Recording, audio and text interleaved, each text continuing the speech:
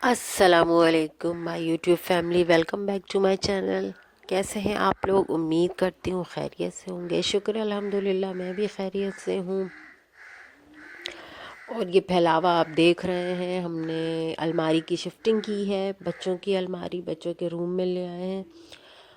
पहले बच्चों का दूसरा रूम था, लेकिन बाद में हमने उसमें सोफ़े वगैरह लगा दिए क्योंकि वो फ्रंट पे था, तो इसको हमने चेंज किया है रूम को। तो अलमारी उठानी थी, चूँकि अलमारी बहुत भारी थी, तो ये काम काफ़ी अरसे से रुका हुआ था। तो अब इसको अंजाम दिया गया है। काफ़ी फैलावा हो गया था। तबीयत मेरी बहुत ज़्यादा बिगड़ गई।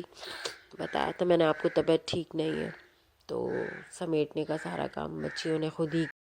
अभी मुझे काफ़ी काम करने हैं जो कि डस्ट वाले हैं, और तबीयत मेरी इतनी ज़्यादा ख़राब हो गई क्योंकि मैंने एक दिन कैबिनेट साफ़ किया था, जिसकी वीडियो मैंने डाली थी। अगर मैं अलमारियों में हाथ लगाती हूँ या कुछ भी, तो फिर ख़तरनाक कंडीशन हो जाएगी। तो ये शिफ्टिंग हमने रात को निपटाई थी, और नेक्स्ट डे मेरी बेटी ने, छोटी वाली, अपनी दोस्तों के साथ मिलकर के छोटी सी एक पार्टी अरेंज की थी, one dish party before Ramzan. लेकिन मैं चूँकि बीमार पड़ गई थी बहुत ज़्यादा, तो मैं कुछ नहीं कर पाई उसके लिए। तो उसने खुद ही किसी तरह, बच्ची ने मेरी कुकिंग की छोटी मोटी। फिर ये हुआ कि इन लोगों का कैंसिल भी हो गया किसी रीज़न की वजह से। लेकिन लास्ट मोमेंट पे जब ये लोग कोचिंग जाने के लिए तैयार हो गई, तो फिर दोबारा से पार्टी का सेटिंग बन गई कि चलो कर ही लेते हैं, क्योंकि चीज़ें आधी तैयार हैं आधी अधूरी, तो ज़ाया हो जाएंगी। तो फिर ये लोग सब एक जगह ही इकट्ठा हो गए, और इन लोगों ने अकेले ही खुद ही बिना किसी की मदद के कुकिंग की। माशाल्लाह माशाल्लाह, केक बनाया इन लोगों ने, और मीट बॉल्स बनाए थे, पिज़्ज़ा बनाया, स्पैगेटी बनाई। तो सारा काम बच्चियों ने खुद ही किया, लेकिन ऐसा लग रहा था कि बैड डे है। बैड लक हुए चले जा रहे थे।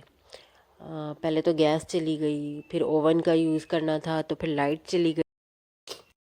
तो फिर बच्चियों ने बस किसी भी तरह। ये रिकॉर्डिंग भी मैं बड़ी मुश्किल से कर रही हूँ। तबीयत बिल्कुल ठीक नहीं है, बिल्कुल दिल नहीं चाह रहा कुछ भी करने का। अच्छी बात है, बच्चों को इस तरह के ओकेजन्स लड़कियों को करने चाहिए, ताकि उनको खुद ही उनके दिल में ख्वाहिश पैदा हो कि किचन के काम सीखने और करने का। ये चीज़ें बहुत अच्छी रहती हैं, क्योंकि खुद उनके लिए बहुत आसानी ज़िंदगी में आगे पैदा करती हैं। और वैसे तो अगर हम प्रेशराइज़ करें कि ऐसा करो, तो बच्चे नाराज़ होने लगते हैं। खुद से अगर ज़बरदस्ती काम सिखाओ खाना पकाना, तो कहते हैं नहीं, हमें ज़रूरत नहीं पड़ेगी, ऐसा कर लेंगे, हो जाएगा, सीख लेंगे। लेकिन अगर ख़ुद ही इनके दिल में ख्वाहिश पैदा हो कि हाँ हमें करना है, तो फिर बहुत अच्छा रहता है। वो फिर दिल से काम करते हैं, तो ये उनके लिए फ़ायदेमंद भी हो जाता है। और इसी बात से मुझे याद आया कि मैं आप लोगों को एक टिप देती हूँ, क्योंकि हम भी काफ़ी कुकिंग करते हैं रमज़ान में। तो ऑयल का बहुत ज़्यादा हम यूज़ करते हैं, और ऐसा होता है कि ऑयल यानी कि एक बार फ्राई किया तो ख़राब भी हो जाता है तेल। नेक्स्ट टाइम उसमें चीज़ें फ्राई करने में थोड़ा अच्छा फ़ील नहीं होता है, या फिर उसको हम किसी खाने में यूज़ करने से थोड़ा हिचकिचाते हैं, कलर डार्क हो जाता है। तो उसके लिए आप ऑयल को गरम करें, और उसमें 2-3 दाने लौंग के डालें, और कॉर्नफ्लोर का पेस्ट बना के, जैसे हम पकोड़े फ्राई करते हैं ना, उस तरह से थोड़े बहुत फ्राई करें। तो उससे क्या होगा, वो बिल्कुल तेल बिल्कुल साफ़ हो जाएगा, और उसकी महक भी ख़त्म हो जाएगी, और वो दोबारा अगेन इस्तेमाल करने में आपको बुरा फ़ील नहीं होगा। तो बहुत आसानी से यानी कि साफ़ हो जाएगा, तेल आपका क्लीन हो जाएगा।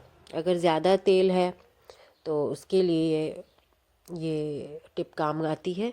और नहीं, इवन अगर हमारा ख़र्च हो गया है तेल, तो फिर कोई मसला नहीं होता।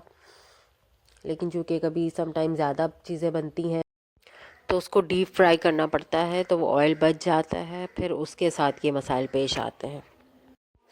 बहुत मुश्किल हालात में ये पार्टी हुई थी अरेंज, बेचारी बच्चियों की मेरी। और फिर इन लोगों ने हरीम के लिए भी बाद में केक बनाई, क्योंकि उसने बोला था कि मुझे कप केक चाहिए, तो उसके लिए कप में बाद में इन लोगों ने केक बनाई थी। और हरीम तो साथ जाना चाहती थी। उसे लगता है कि दोनों आप ही अपनी अपनी फ्रेंड्स के साथ पार्टी करती है, मुझे नहीं ले जाती है। उसको ये समझ में नहीं आता है कि बड़ों की पार्टी में बच्चे क्या करने जाएंगे। तो वो बच्चियों की गैदरिंग होती है अपनी। मैं जहाँ जाती हूँ तो फिर उसे ले जाती हूँ अपने साथ।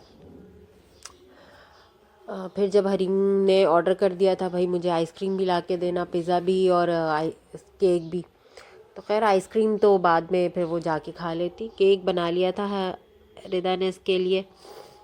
वो बहुत हैप्पी हो रही थी भाई कि मेरे लिए केक बेक किया आप ही ने।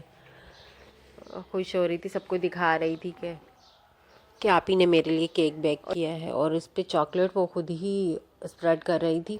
उसने बोल दिया था आप ही से कि मैं खुद ही करूँगी, तो रिदा ले आई थी, उसने बोला था कि चलो तुम खुद ही कर लो। इसके साथ ही मैं अपना व्लॉग एंड करूँगी और से शेयर करूँगी रमज़ान में अपनी रोज़ी को, रिज़्क़ को बढ़ाने का तरीका।